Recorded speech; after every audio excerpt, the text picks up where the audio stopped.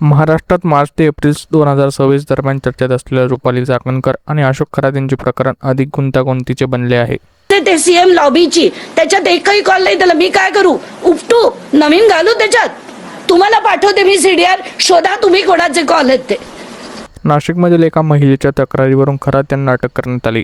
महिलेचा आरोप होता की तिला नशीला पदार्थ देऊन लैंगिक शोषण करण्यात आले. तपासादरम्यान पोलिसांना 50 ते 58 पेक्षा जास्त आक्षेपार्ह व्हिडिओ सापडल्याने या प्रकरणात मोठा आकार घेतला आणि अनेक महिलांच्या शोषणाची शक्यता व्यक्त करण्यात आली.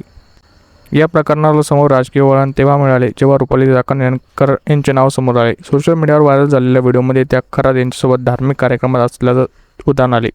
कॉल डेटा रेकॉर्डमध्ये अनेक संपर्क झाल्याचे दावेही समोर आले.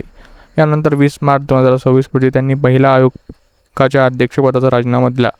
तसेच नंतर पक्षाचाही पदाचा राजीनामा दिला. एप्रिल 2026 पर्यंत या प्रकरणात अनेक नवीन ट्विस्ट समोर आले आहेत.